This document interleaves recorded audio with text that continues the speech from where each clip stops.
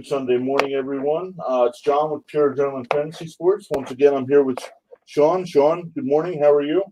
Morning, John. I'm good. How are you? Good. Got my first fantasy win last week, so I'm 1-2 on the season.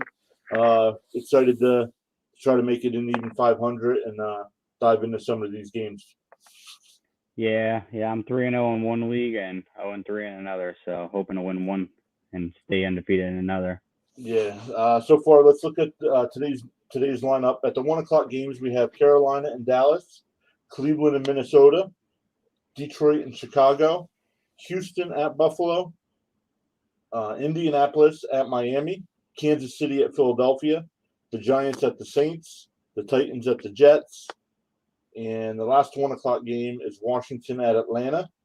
4:00 games today are Arizona and the Rams, Seahawks and the 49ers, Ravens Broncos, and Steelers Packers. And the Sunday night game is Tampa Bay going into New England. Tom Brady's return to New England. What do you think of today's games?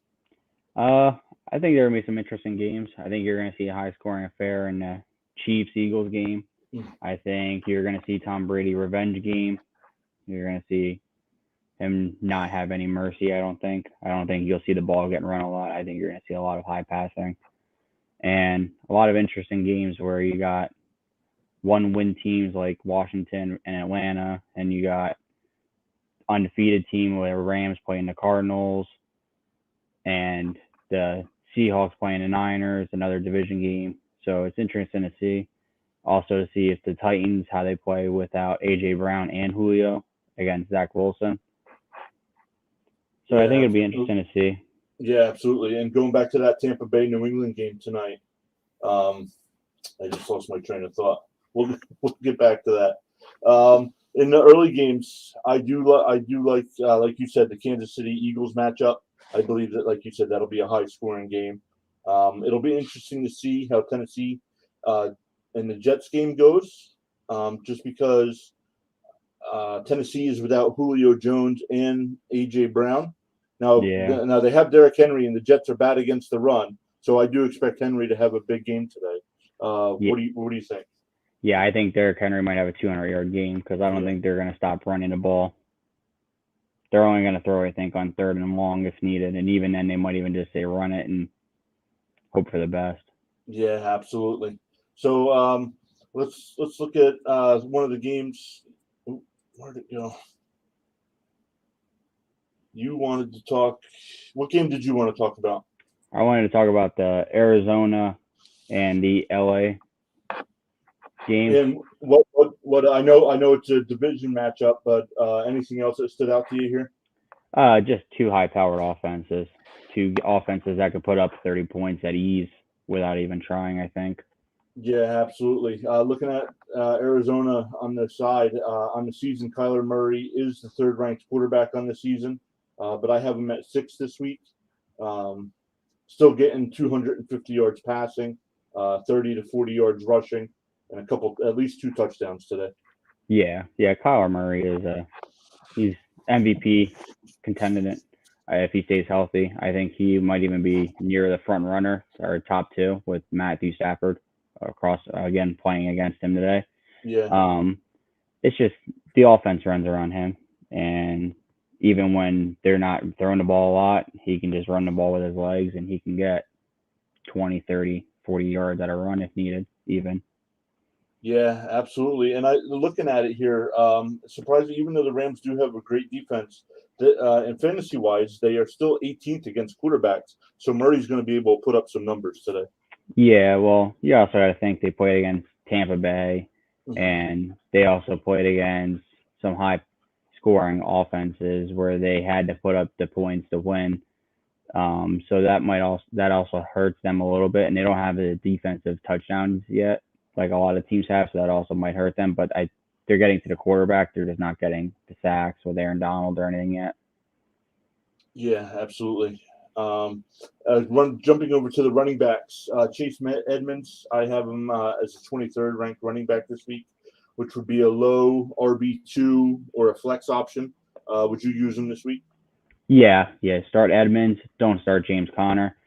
James Conner, he's only averaging 8 points a game right now. The only reason why he's even considered is because of the red zone. He got 2 touchdowns last week against the Jaguars, but he only had 40 yards of offense combined, so I wouldn't really trust him to start. So I would just say if you have Edmonds, start him. Connor, I'd wait unless Edmonds gets injured, then you can bring in Connor. Now, of course, looking at the wide receivers, of course, DeAndre Hopkins. I know last week he was on the injury report. Is he still on the injury report this week?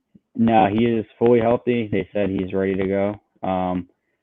Now talking about the other wide receivers, I would probably start Christian Kirk if you have him. He's averaging 17 points per game right now, and the Rams ranked 19th against the wide receiver, so he will put up points.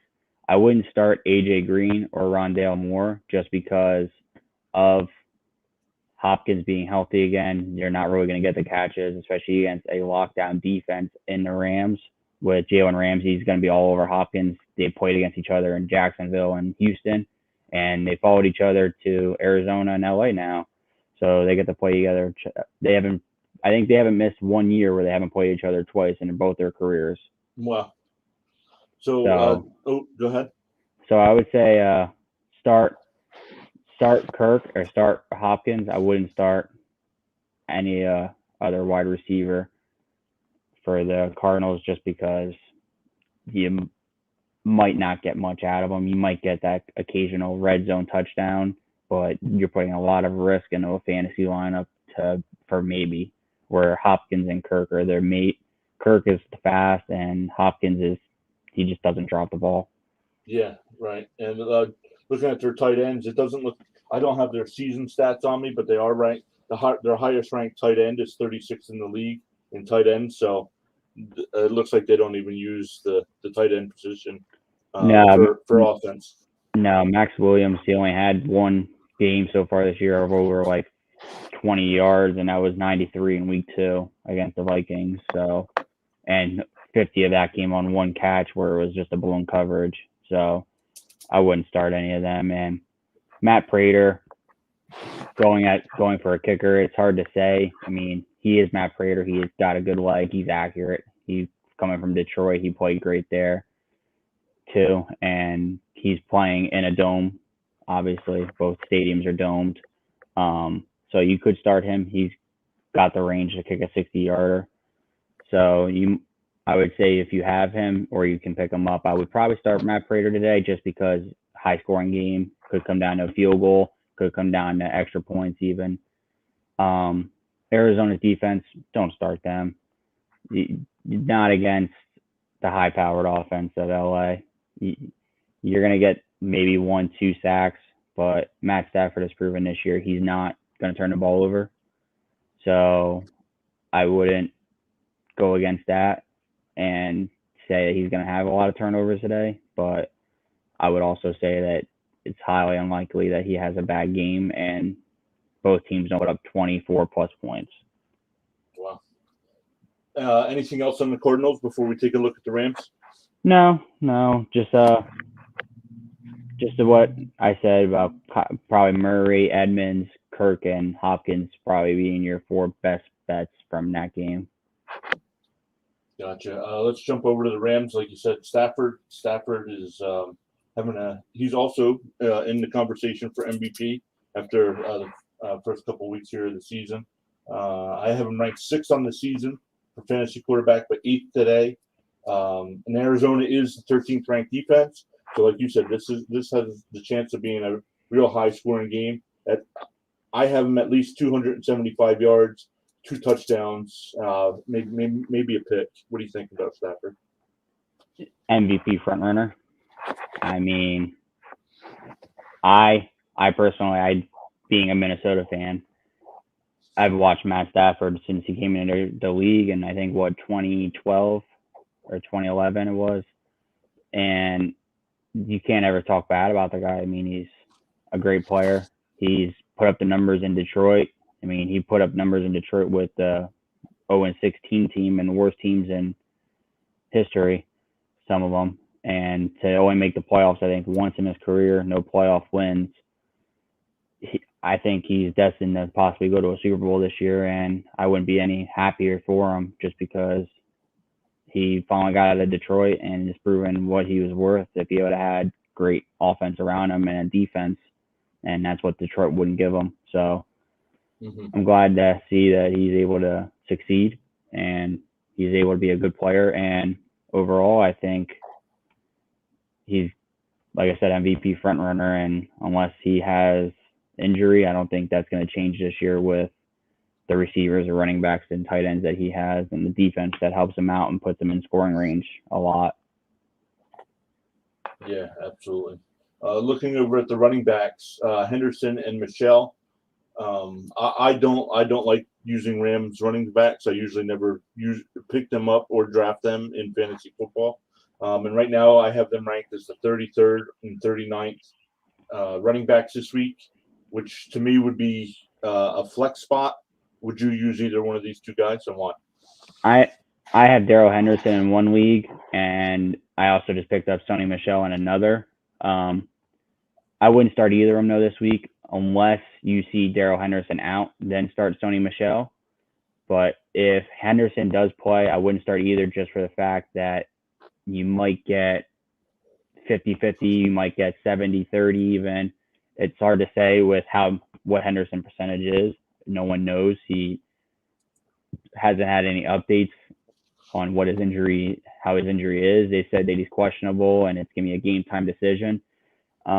So it's hard to say, but I'd probably stay away from both of them unless you see Henderson officially out. And if you have him in your lineup, it's hard to say I would want to wait till 4:30 to see if he plays or not, just because if you don't have another 4:30 flex player or something to put in that spot, you could jeopardize your win and loss this week just because of waiting.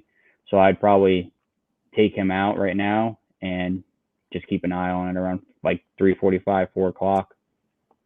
Yeah, jumping over to the wide receivers. Besides Kupp, Woods, I have Woods at a high wide receiver 3, or if you don't use 3 wide receiver spots, definitely a flex option. Looking at Cooper Kupp, I have him the third ranked wide receiver this week, and actually on the season I have him at 2. So I had to look up his stats. I didn't realize how high he was. He has 25 receptions, 367 yards, and 5 touchdowns so far this early season. Yeah. Cooper Kupp, he's burning people. I think he has the league lead in 5 touchdowns, I think it is, so he's scoring a lot. But I keep an eye on Robert Woods. He's definitely a starter. He's a wide receiver, either 2 or a flex, like you said. He's great in PPR leagues. He's 23rd ranked wide receiver. He's averaging 10 points a game right now, this early in the year. And in his 5 career games against the Cardinals, he has 4 touchdowns in those 5 games. So he does play well against the Cardinals. So I would look for him to have a really good game. I actually could see him probably being better overall stat-wise than Cooper Kupp today, I think, just because the defense is going to start locking down Cooper Kupp. You're going to see the number 1 cornerback, even a safety, doubling him up and just watching him as a deep threat. And when that happens, Robert Woods and Jefferson and Jackson underneath are going to get a lot of the catches, I think. So I would say Cooper is probably not going to have a great game today. So I would say Robert Woods has the better. Yeah, and in 6 career games versus the Cardinals, Kupp does. He averages 6 catches a game for 70 yards. So he seems to always put up numbers in these matchups. So definitely get him in your lineups today if for some reason he wasn't already. Jumping over to tight ends, I really like Tyler Higbee. I know he's a little underrated. I have him. He's actually the 9th rated tight end of the year. I have him 10th this week. What do you think of Higbee? Definite starter today. He's 2 out of 3 games this year. He has over 11 points in PPR. He's averaging 9.5. He has a great history against the Cardinals as well. In 4 games, he has 3 touchdowns. And the Cardinals haven't played a great tight end net this year, playing the Titans, Vikings, and Jaguars. So they haven't played anyone that's able to catch the ball and go upfield really well with either three of those teams. The Jaguars, O'Shaughnessy got injured early. Conklin on the Vikings isn't anything like, George Kittle or Travis Kelce status. And the Titans, I don't even know who their starting tight end is because they move it around so very much. So I would go with Tyler Higbee as a guaranteed starter today. I think he's destined to have a 15-plus game in fantasy-wise. Wow. Jumping over to the kicker or the defense, I actually like Matt Gay. I believe Tampa Bay drafted him last year and let him go. Yeah. But what do you think? What do you think of using either Gay or the Rams defense this week? I think he's worthy of starting. I have him in one of my leagues, and he's won me some games this year just because LA's scoring a lot and they're kicking a lot. So I would go with him being a guaranteed starter. He's almost he's the third guaranteed starter, I would say, in every league besides Justin Tucker and Daniel Carlson in Las Vegas. Those are the other two must starts, I would say. Evan Mcpherson with Cincinnati on Thursday night, though, I would say if you can pick him up in leagues, I'd pick him up. He seems to be pretty clutch right now. I mean, 2 game-winning field goals and 4 career games in his career so far. And I think in the other 2 games he has, I think, 6 field goals, or the other 3 games combined, he had 6 field goals. So, I mean, he missed 1 on Thursday early in the game, but 1 field goal missed to his, I think, 6 or 7 makes and 2 game winners. You can't really knack a rookie numbers like that, especially with teams icing them and everything. Yeah, McPherson, I remember in the draft, I wanted the Jets to take him. The Jets had like 3 6th-round picks, and I believe Cincinnati took him in the 5th round. Yeah, they took him late 5th. They were like, he's on the board, gotta go, and look at what he's done to him. He's won 2 games, 1 in overtime and 1 in the end of a 4th. Yeah, absolutely. The game I wanted to take a look at was Baltimore and Denver. Now, I thought this was going to be a little bit better matchup. Adam Schefter tweeted out this morning that Denver has 7 starters that will not be playing today, including both offensive guards. So I'm not sure how good of a matchup this is going to turn out to be. But Lamar Jackson, definitely worth a fantasy start every week. I have him as the 10th ranked quarterback this week. He's 8th on the season. Now, Denver is number 1 fantasy defense against quarterbacks, but they have not played a good quarterback yet this year. And Lamar is going to get you at least 200-yard passing, 1 to 2 touchdowns, definitely 60-plus yards rushing, and usually about 40, 50, 60% chance at a rushing touchdown. What do you think of Lamar this week against Denver? I actually said him. You said him this week. I would not start him. I read a report this morning. He is still experiencing back issues. He hasn't practiced since Tuesday. Oh, wow. And they said he's questionable up to game time. So I actually would sit him. I would not trust him against a defense with Von Miller and hard-hitting defensive linemen over there in Denver, because 1 hit, he's out, or back spasms. I mean, he's proven he's had back spasms and leg spasms before, so I would sit him this week. If you have anyone else in your lineup, I would probably start them right now just because I wouldn't trust him, and hoping that he doesn't get injured in the game, or if they even go up 2-3 scores even, they don't take him out. So saying that, actually, if Lamar for some reason isn't, I mean, he's not 100% like you said, but if for some reason he doesn't play, I would say sit any of the running backs as well. Williams or Murray aren't going to be worth playing if the threat of Lamar's not there. Yeah, but I'd also want to start Williams or Murray if you have either of them. I mean, Murray, it's hard to say if he's in any league probably.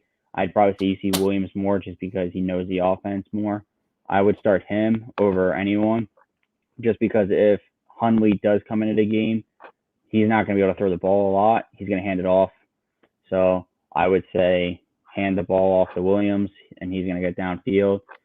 And you might get more yardage out of him, but like I said, it's hard to say. Like I said, I read the report this morning. They said Lamar is questionable. They said he's probable, but that's a lot of if ands, or buts, if how he plays and how well he plays. Because if he has a bad game because of injury, then you could lose your fantasy matchups. But it also depends who your backup is. I mean, if you have a backup that's not worthy of starting either, then I guess you could risk it with Lamar, knowing that if he has a bad game or a good game, then you know about it. Now, I know this week, fantasy-wise, Bell wouldn't be worth actually putting in any lineups, but do you think Bell might be worth a low roster spot? No, I wouldn't. I wouldn't consider him yet. I wouldn't say yet until you see if he plays in games more than a snap or two. I think Le'Veon Bell's years are behind him. I think when the whole situation in Pittsburgh ended, I think that pretty much almost ended his career because no team wanted to give him the chance after what he did there with the holding out situation and then taking a contract half the money that they were offering him and him doing even worse than what he was doing. So I think that hurt his career sitting out. Well, once again, coming back to Lamar, if Lamar's not 100%, are Brown and Watkins worth a fantasy play this week? Watkins, no. I wouldn't start anyone under the wide receiver name in the Ravens organization other than Marquis Brown. Marquis Brown is a dual threat.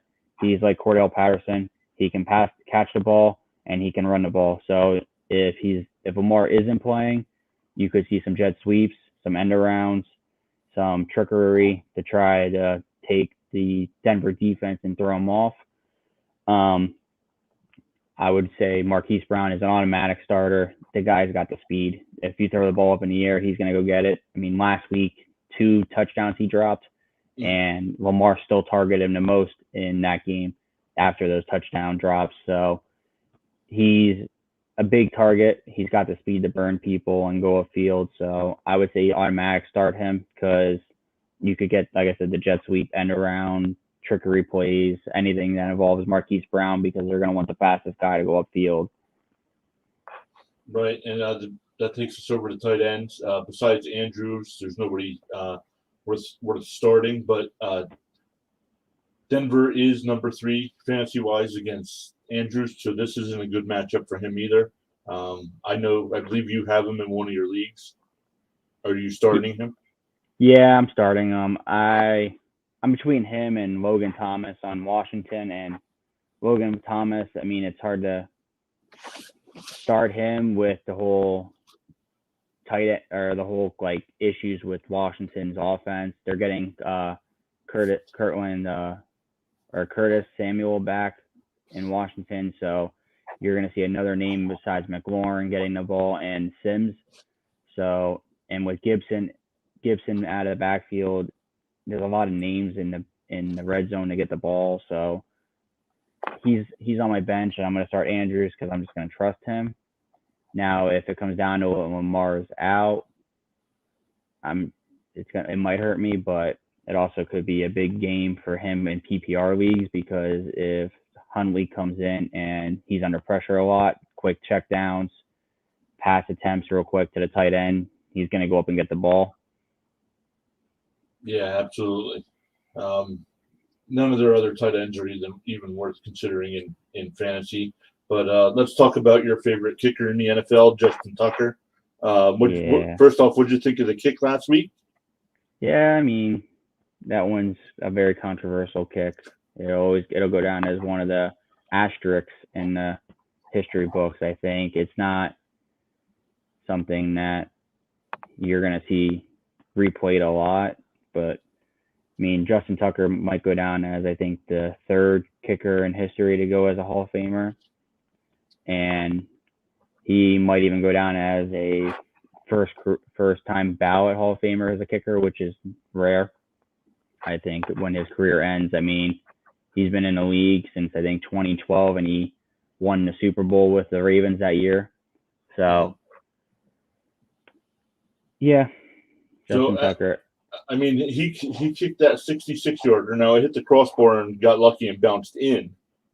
But if he can hit that, if he can kick a ball that far in a regular stadium, how far could he kick a ball in the thin mountain air in Colorado? It's hard to say. I mean, Matt Prater kicked a 64-yarder, I believe, in Denver a few years ago, and that was the record up until last week. And last week in Jacksonville, Matt Prater actually tried a 68-yarder, which on the same day his record got broken, he tried a 68-yarder, and he fell about 2-3 yards short of that in Jacksonville, and that's when they returned it for a 109-yard touchdown. So you figure if he was 2 yards short of there, 2 yards would have been 66, he would have had the record. So in a high humidity stadium in Jacksonville, I think nowadays with the ways that they can pressurize the kicking footballs and everything for the kicker more, and power being up, leg power, I think honestly, I wouldn't be shocked if one day in Denver you don't see a 70-yard field goal made. Well, jumping over to the defense, would you play Baltimore's defense this week? I don't like this matchup for them, so I would sit them and try to find somebody else. But what do you think? Yeah, I don't know. If you don't have any other defense, you start them, obviously. They're playing against Teddy Bridgewater, and they're playing against a running core that's not great by any means, but not bad. And Denver has already proven they have injury-prone players. I mean, they already lost, I think 2 receivers this year to injuries, both few weeks. So, I mean, if you have them, start them. If you don't have them and they're available, I wouldn't go out of your way to start them unless you have a team like that's playing a high-scoring offense, like Kansas City, the Eagles, something like that. Yeah, jumping over to Denver, I wouldn't start Bridgewater this week. I know Baltimore is 19th against quarterbacks, but I believe they're going to run the ball. I believe they're going to be able to run the ball this week, as Baltimore is 28th against the run. So I would sit Bridgewater, depending on who my other quarterback options are. But I would actually, on Denver, I would start Melvin Gordon this week. I believe I have him a little low. I have him at 11 points. Getting about 54 yards rushing, 50% chance at a touchdown, adding a couple catches for 15 to 20 yards. Javonte Williams, I don't know. I know they're splitting carries. He can catch the ball out of the backfield a little bit, so maybe use him as a flex if you have no other options. What do you think of the 2 running backs in Denver? Well, first on Teddy Bridgewater, I wouldn't start him. First defense he's playing all year that's going to challenge him. He's put 23-plus points in his first 2 games this year, and then last week against the Jets, he didn't have to do much. Mm-hmm. So unless you're playing a 2-quarterback league, he's not worthy of starting, even though he's averaging 21 points per game. Running back situation, I start Melvin Gordon. I would sit Javonte Williams. He only had his first career touchdown last week, and he also first time scoring double digits in a PPR league with 12 points. And then he also lost his first career fumble. So a lot of first in one game. And the Ravens have only allowed 5 rushing touchdowns this year, which is a lot in 3 weeks. But they're only allowed 47 yards as a max, 2 running backs on the ground, not counting passing yards. So Williams, I'd sit. Gordon, he's I would say a deep flex. I wouldn't consider him a running back 1 or 2. I would consider him a deep flex, honestly. And that's got to depend on who else you have as a flex option. If you have someone better, I wouldn't even consider possibly starting Melvin Gordon even. Jumping over to the wide receivers, like you said, with the injuries, most teams I have anywhere between 5 to 7 wide receivers projected with stats. For Denver this week, I have 4, and 2 of those guys are not even worth considering. I do like Sutton, and if I had Patrick, I would use him as a flex this week.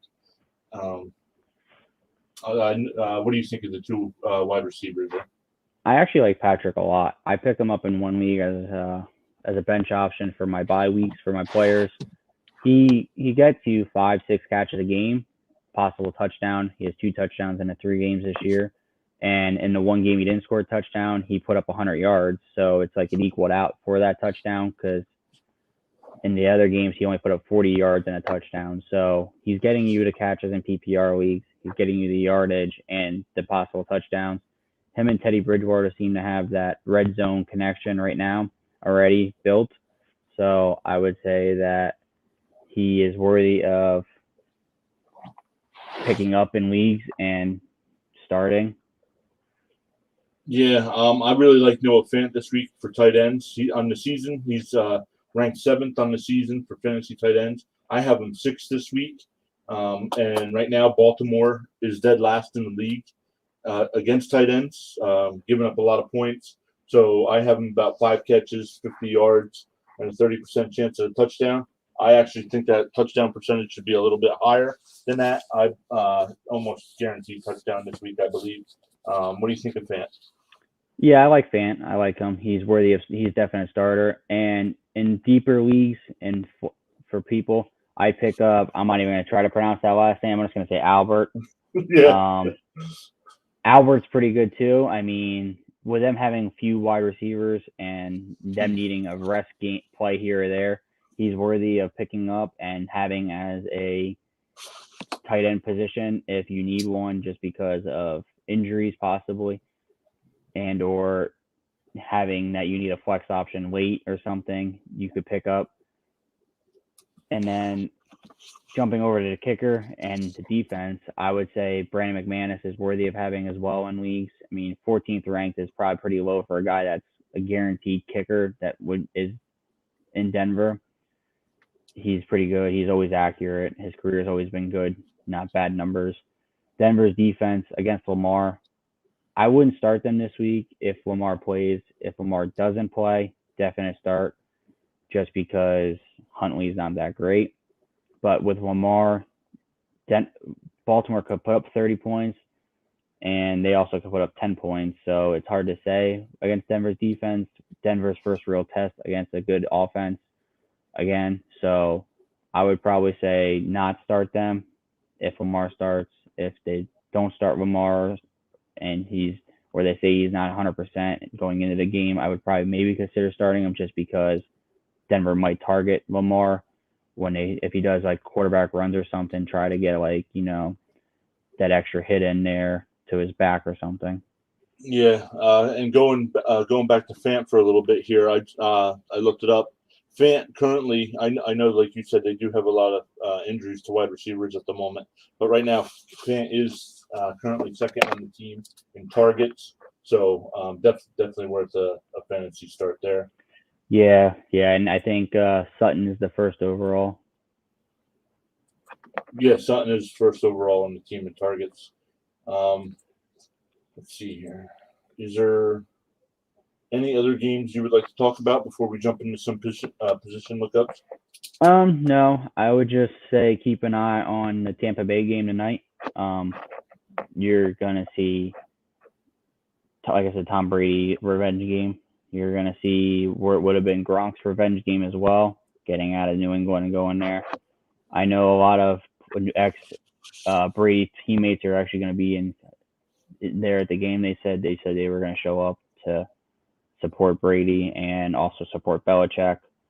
But a lot has come out this week that what happened between Brady and Belichick. So it's going to be interesting to see how the game turns out, and also be interesting to see how post game goes with the post game handshakes and all that. If Brady is the first to go greet Belichick, or if they even talk, they might even just walk opposite ways.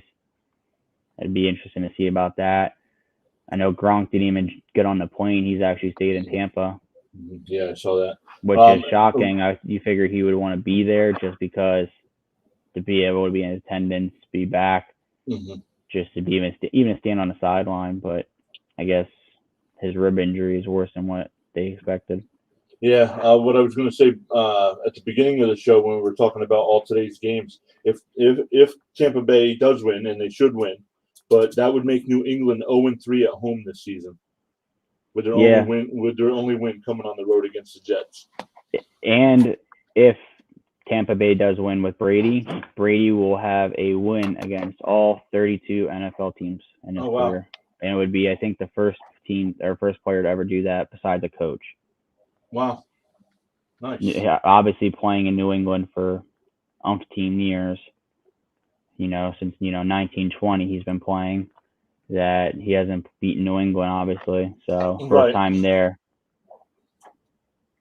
So I wanted to looking into some of the quarterback matchups today. I do have Josh Allen ranked as the number 1 quarterback this week, which actually might be a little high because if they jump out to a lead against Houston, they might not throw the ball as much. But they're scoring 40 points a game. So what do you think of Josh Allen this week? I don't think they take him out or stop throwing. I think they proved that last week against Washington. I mean, they could have stopped scoring with minutes to go, and he still ran it for a rushing touchdown and everything else. I think that they're out to prove he's MVP caliber. Week 1 was a fluke, and that is what he's going out to do. Yeah, the quarterback I like the most this week, actually, fantasy-wise, is Jalen Hurts. Because I think that's going to be a high-scoring game. Kansas City currently ranks 30th in the league against quarterbacks in fantasy, and I will be using Jalen Hurts as my FanDuel quarterback this week. Yeah, he's definitely a starter. Another person that is worthy of starting is I would say Aaron Rodgers. He's going to have a better game, I think, than projected, just because Pittsburgh's defense has proven since week 1 they can't stop a nosebleed. Yeah. I mean, their defense is hurting, and I haven't seen if they have any major injuries to their players this year or this week compared to last week. Players to sit, don't start Justin Fields against Detroit. I think after last week, I don't think they're still going to be prepared. Ryan Tannehill against the Jets. It's shocking to say that against the Jets. Sorry. But it's not worthy of starting him without wide receivers. He's playing with 3rd, 4th, and 5th stringers, and that's still saying a lot. So I would say don't start either of those two. Yeah, I agree. That's why I was going to bring up Tannehill next. I definitely wouldn't start him this week. If the Jets can somehow stop Derrick Henry, which they haven't been able to stop any other running back yet this year, so I don't see that happening. But there's like you said, there's nobody to throw the ball to. So what are they going to do there? Yeah, it's hard to stop a train in full motion like Henry. Yeah. I'm just waiting. I just hope there's no highlight stiff arms where the guy goes flying 5 to 10 yards away from. It's hard to say. I mean, they've always said Alabama builds running backs different. I mean, Najee Harris last week proved that when he threw somebody off of him, and it's like Derrick Henry. I mean, how many times have we seen a highlight where he's thrown him in front or he made him into his own personal blocker, and they're like, how do you make him into a blocker? Yeah. And like we said, Henry, I do have Henry. At the beginning of the week, I had Henry projected at 101 yards. Since Julio Jones was ruled out, it's jumped up to 115. I believe that's low. I believe you think that's low. Jets are horrible against the run. I know they can try to focus on it this week, but everybody tries to focus on Derrick Henry, and you can't stop him. Yeah. Person I watch, Dalvin Cook, he's questionable. He's going to be up to game time. They said he's probable to play, but mirroring any setbacks. And Cleveland, they're going to go after his ankle. Same thing with Lamar and Denver. They're going to go after his back. Once they know an injury is there, you start targeting it. So I'd be questionable on starting him. I have him in my leagues, so I'm very questionable on starting it. A person that I think that isn't on your list that's worthy of starting is Hubbard in Carolina. I think that Chuba Hubbard is worthy of starting in any league. I think he's destined to have a good game, especially being that he is CMC's apprentice now. He's taking over the offense for the 3 to 4 weeks that he's out. And I think that Hubbard's going to be the Mike Davis like he was last year for Carolina, and he's going to take over and he's going to excel. And they're not going to bring CMC back until he's 100% because Carolina 3-1 or 3-0. You're not going to rush him back. You're leading the division. I mean, yeah, you haven't played any division teams yet, but you're still up there. And even if you have a bad game or two, they could still possibly be in the playoffs. And if you're in the playoffs, you're going to run CMC. Yeah, and do you like the matchup this week? Even though Dallas is number 9 against fantasy running backs, so this is kind of a tough matchup. But I mean, if I do have him, and I have him in my starting lineup, but I like him. I think that you're gonna see him used as a running back and a receiver, same as CMC, and I think that will make him have pretty good stat games just because of his PPRs and having points per reception. And actually, even though I have him as well, I have Antonio Gibson as well. I don't like him this much this week. I believe he's got a little ankle issue.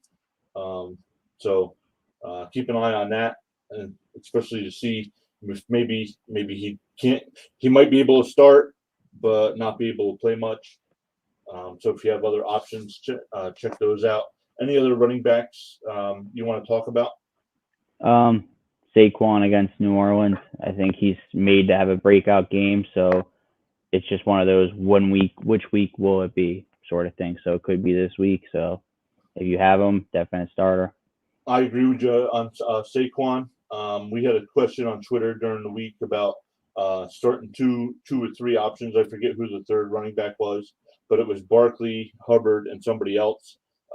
Looking at Barkley's stats, each even though he's still listed on the injury report, each week his touches, combined carries and reception have gone up.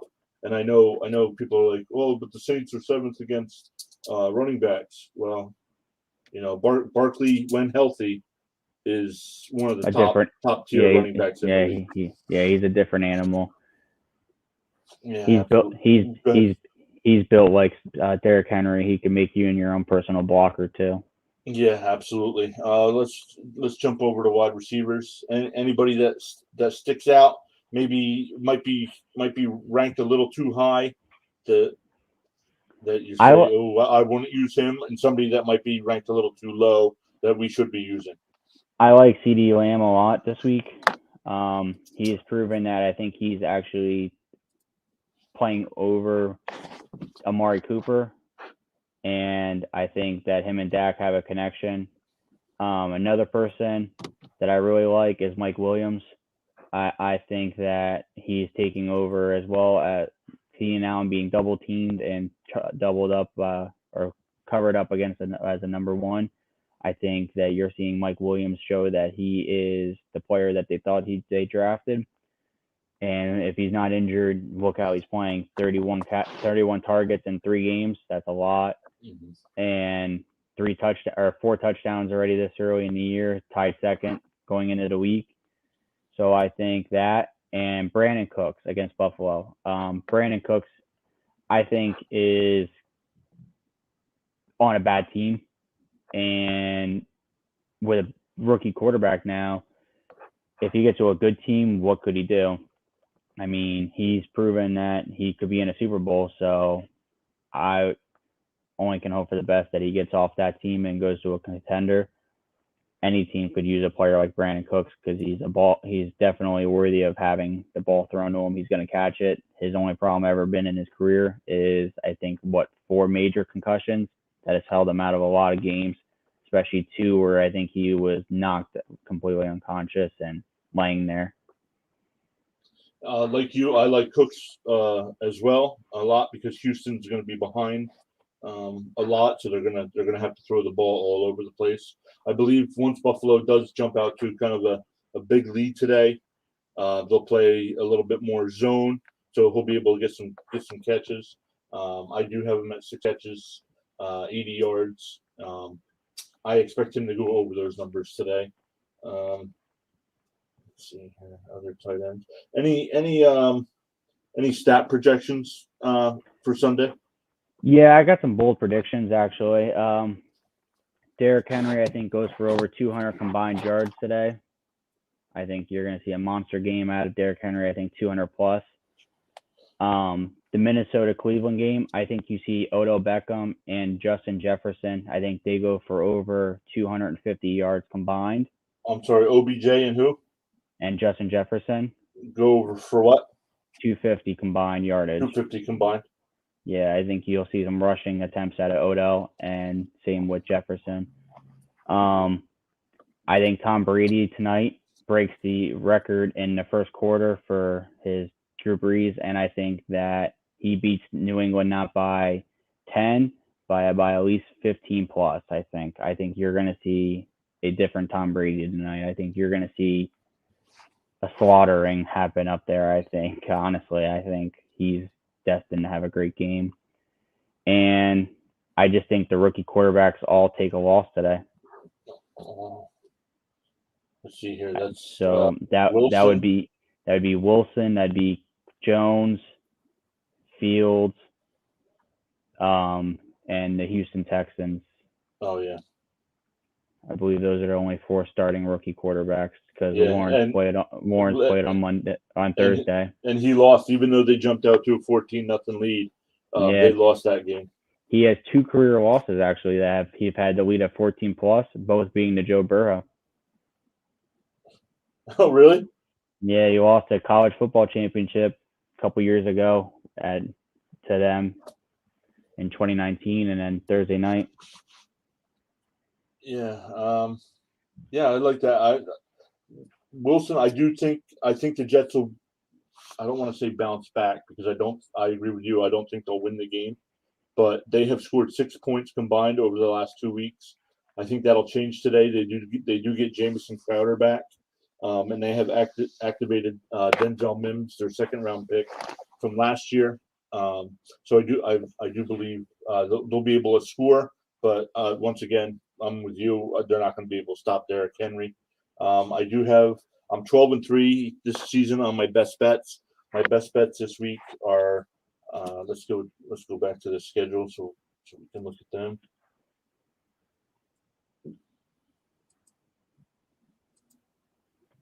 My best bets this week. I have Kansas City beating Philadelphia. I have Green Bay beating Pittsburgh. And, of course, I have Tampa Bay going in and beating New England. Those are my best bets. Now I have my first lock of the year. I wouldn't say if you bet, I wouldn't go by points. Just bet money lines. Buffalo, they're my lock. There's no way they're losing to Houston today. Yeah, I actually think this could happen. I think the upset of the day that could happen. I actually see the Giants going into New Orleans and beating them. Giants. I think that Daniel Jones is destined to have a good breakout game, and I think that could be the upset of the game, of the day, I should say. Upset of the week, yeah. Maybe that's something I'll add to future streams, looking at the matchups to see. Could be an upset. Yeah, besides your Vikings and the Sunday night game, any other games you're paying attention to today? No, I'm just ready to see some good football. I think you're going to see a really good weeks this week. A lot of division games, a lot of AFC versus NFC games. So you're going to see a lot of crossover games and teams that don't play each other a lot. So I think that, and I just think seeing how some ex-playoff teams start bouncing back, Chiefs, Colts, Bears, and Washington, and seeing how they play. Yeah, of course I'm interested in my Jets. I'll have that game on, but I'll be keeping an eye on Carolina and Dallas. I'd like to see how Sam Darnold does against a decent defense. I know last week when CMC got hurt, Darnold started fumbling the ball a little bit, holding on to it a little bit too long. So I would like to see what Dallas can do there. definitely Kansas City and Philly. I'll be keeping an eye on, and in the late games, I do like the Cardinals Rams matchup, so I'll probably put that on as well. But I think most of us are all just kind of waiting for Tampa Bay, New England today. So Yeah, I think that's what the world wants to see. I'm glad it's a Sunday night football game. mhm. And another interesting game is the Super Bowl rematch from years ago. Steelers at Packers, first time they've played since the rematch, or since that Super Bowl actually, with Roethlisberger versus Rodgers. Is it really the first time they played since that Super Bowl? First time those two teams have played in, I think, 10 years. Wow. Yeah, So, it's crazy to think that. yeah, and then of course Monday night is Vegas going into LA to face the Chargers. I almost said Oakland against San Diego. That's how old I am. But we'll be back on Thursday night. I don't know who the Thursday night matchup is without looking at it. It is Seattle versus LA Rams. Ooh, that'll be a good one. Division. Yeah, it'll be a nice good game for Thursday night. So yeah, we'll be back at 7:00 on Thursday night, and then again Sunday at 11:30. You can follow us on Twitter at PA Fantasy Sports. Good luck to your fantasy teams. Make sure you get your lineups in. And Shawn, I'll talk to you after the stream. All right, have a good one. Good luck, everyone in fantasy. See you guys. See ya.